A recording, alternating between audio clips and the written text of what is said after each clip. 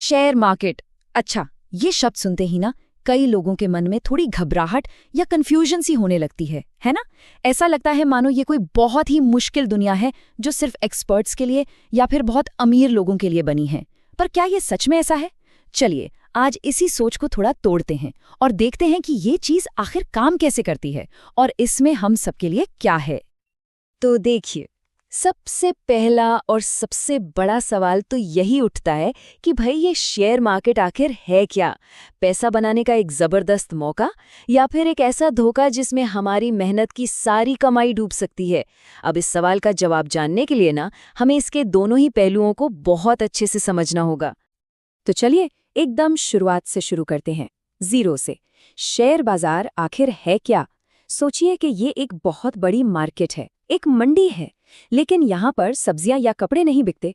यहाँ पर देश की बड़ी बड़ी कंपनियों में हिस्सेदारी खरीदी और बेची जाती है। हाँ, बिल्कुल सही सुना। हम सच में उन कंपनियों का छोटा सा हिस्सा खरीद सकते हैं जिनके प्रोडक्ट्स शायद हम हर रोज इस्तेमाल करते हैं। तो जब हम कहते हैं कि एक शेयर खरीदा, तो इसका मतलब क्या होता है?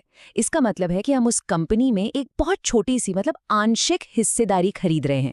मान लीजिए जिस कंपनी का फोन हम इस्तेमाल कर रहे हैं, अगर उसका एक शेयर खरीद लिया तो टेक्निकली हम उस कंपनी के एक छोटे से हिस्से के मालिक बन गए। और जब वो कंपनी अच्छा काम करती है तो हमारे शेयर की कीमत भी बढ़ती है और हमारा पैसा भी।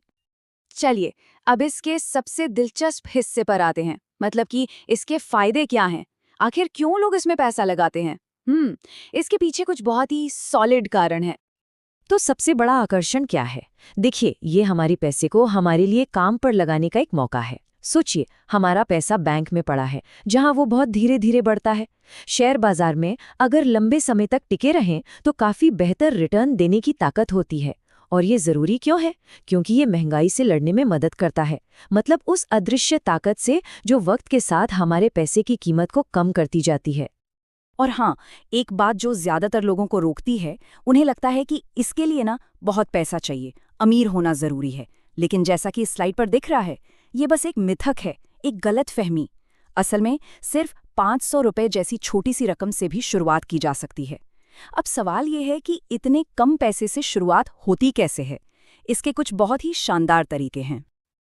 तो कम पैसों से शुरू करने का एक बहुत पॉपुलर तरीका है एसआईपी, यानी एसआईपी या फिर म्यूचुअल फंड। इसको ना एक टोकरी की तरह समझिए जिसमें कई अलग अलग कंपनियों के शेयर रखे हुए हैं, जिससे रिस्क थोड़ा कम हो जाता है। इसके अलावा कुछ कंपनियां अपने मुनाफे का एक हिस्सा अपने शेयर होल्डर्स के साथ बांटती भी हैं। इसे कहते हैं डिविडेंड। ये एक तरह का बोनस समझिए। और हाँ, चिंता की कोई बात नहीं, पैसा फंसता नहीं है। जरूरत पड़ने पर अपने शेयर्स बेचकर आसानी से पैसा निकाला जा सकता है। तो ये तो हुई फायदों की सारी अच्छी अच्छी बातें। लेकिन देखिए, हर सिक्के का एक दूसरा पहलू भी होता है, और वो है बाजार के जोखिम। और इन्हें समझना ना फायदों को समझने से भी कहीं ज्यादा जरूरी है। तो सबसे बड़ा डर किस चीज का है? वो एक शब्द में छिपा है, उतार चढ़ाव, जिसे वॉलेटिलिटी भी कहते हैं। मार्केट ना एक रोलर कोस्टर की तरह ऊपर और नीचे जाता रहता है। कीमतें बढ़ सकती हैं, लेकिन वो गिर भी सकती हैं। असली खतरा तब होता है जब लोग डर जाते हैं और कीमतें गिरने पर घबराकर सब कुछ बेच देते हैं और इस तरह अपने अस्थायी नुकसान को स्थायी बना लेते हैं। और यही उतार चढ़ावना इसे भावनाओं का एक खेल बना देता है। जब बाजार गिरता है तो डर हावी हो जाता है और लोग नुकसान में बेचने लगते हैं। और जब बाजार तेजी से ऊपर भागता है तो लालच आ जाता है कि कैसे जल्दी से जल्दी अमीर बन जाएं। सच कहूं तो ये दोनों ही भावनाएं निवेश में गलत फैसलों की सबसे बड़ी वजह बनती हैं। इस उतार चढ़ाव के अलावा भी कुछ और खतरे हैं जिनसे सावधान रहना चाहिए। बिना रिसर्च के निवेश करना तो अंधेरे में तीर चलाने जैसा है। ये भी हो सकता है कि एक अच्छी भली कंपनी अचानक मुश्किल में पड़ जाए। और एक बहुत जरूरी चेतावनी, रोज रोज की खरीद बिक्री जिसे ट्रेडिंग कहते हैं, वो भले ही जल्दी मुनाफे का वादा करती हो, लेकिन लंबे समय के निवेश की तुलना में अक्सर बहुत ज्यादा जोखिम भरी होती है। तो इन सब जोखिमों को देखते हुए सवाल उठता है कि तो फिर क्या करें? घबराने की जरूरत नहीं है। अब हम बात करेंगे उस सलाह की जो एक समझदार निवेशक बनने में मदद करेगी। सबसे जरूरी बात इस स्लाइड पर है। क्या करना चाहिए? हमेशा लंबी अवधि का सोचकर निवेश करें, अच्छी और भरोसेमंद कंपनियों को चुनें, और सबसे जरूरी, धैर्य रखें। और क्या है जो बिल्कुल नहीं करना है? किसी की सुनी सुनाई बातों या हॉट टिप्स पर आंख बंद करके भरोसा नहीं करना है। अपनी रिसर्च खुद करनी है। तो अगर कोई अभी शुरुआत कर रहा है तो सबसे अच्छा तरीका क्या है? ज्यादातर एक्सपर्ट्स के मुताबिक वो है म्यूचुअल फंड या एसआईपी। ऐसा क्यों? क्योंकि इसमें पैसा किसी एक स्टॉक में नहीं बल्कि कई कंपनियों में बढ़ जाता है। ये बिल्कुल वैसा ही है जैसे कहते हैं ना कि अपने सारे अंडे एक ही टोकरी में मत रखो। अगर एक कंपनी अच्छा नहीं भी करती है तो दूसरी कर सकती है, जिससे रिस्क बैलेंस हो जाता है। तो एक सफल निवेशक बनने का रास्ता ना इन 4 आसान कदमों से होकर गुजरता है। सबसे पहले अपना एक लक्ष्य तय करें कि निवेश करना क्यों है। फिर इसके बारे में लगातार सीखते रहें, पढ़ते रहें। छोटी रकम से शुरुआत करने में बिल्कुल ना हिचकिचाएं।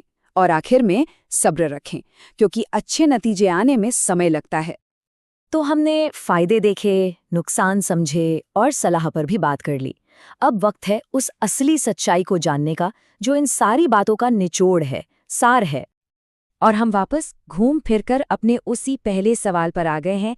इन सब बातों के बाद क्या हम ये कह सकते हैं कि शेयर मार्केट एक तरह का जुआ है? और इसका जवाब ना इस एक लाइन में छिपा है। शेयर मार्केट अपने आप में जुआ बिल्कुल नहीं है। ये तो देश की कंपनियों की ग्रोथ में हिस्सेदार बनने का एक तरीका है।